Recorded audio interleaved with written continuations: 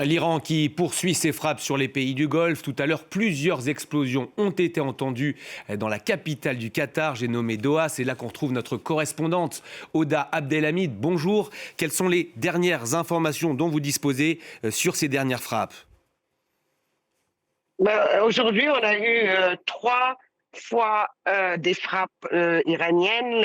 La première alerte a commencé à 8h15 du matin et puis a été suivie par ce que les gens se sont habitués à des booms. Ça, c'est le son des intercepteurs au-dessus du ciel de Doha, pratiquement, plutôt vers l'ouest de la ville, parce que c'est en direction de l'ambassade américaine et de la base El Udeid, qui est un peu la centrale de toutes les opérations américaines dans le Golfe.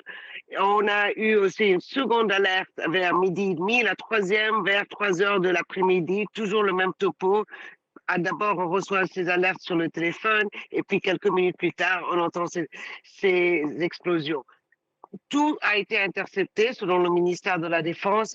Ici, on sait aussi que le gouvernement a révélé aujourd'hui que l'Iran a essayé plus d'une fois de taper l'aéroport de Doha. Il n'a pas réussi.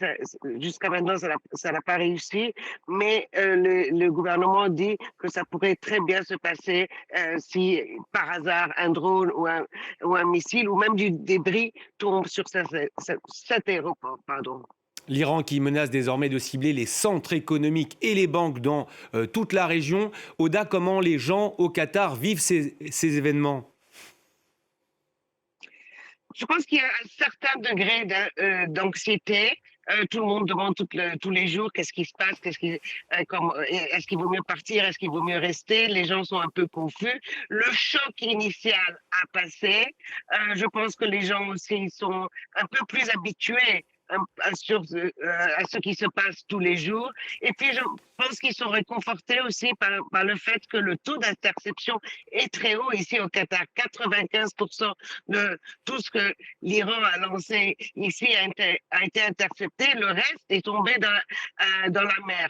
Donc, les gens se sentent plus ou moins en sécurité, mais il y a toujours cette peur. Est-ce que ça va se développer? Est-ce que ça va s'élargir? Est-ce que l'Iran va envoyer encore plus de missiles ou de drones? Est-ce que le Qatar va rentrer dans la guerre de manière défensive? Tout ça, ça préoccupe les gens. Mais la vie quotidienne est plus ou moins la même. Les supermarchés sont encore pleins. Il y a beaucoup moins de monde dans les rues. Les écoles sont fermées depuis le premier jour. Les business, la plupart des gens maintenant travaillent de la maison, mais ça c'est depuis le premier jour. Et les banques, il y a juste quelques branches qui sont ouvertes. Sinon, le reste, c'est tout fermé. Merci beaucoup Oda pour toutes ces précisions. Et parmi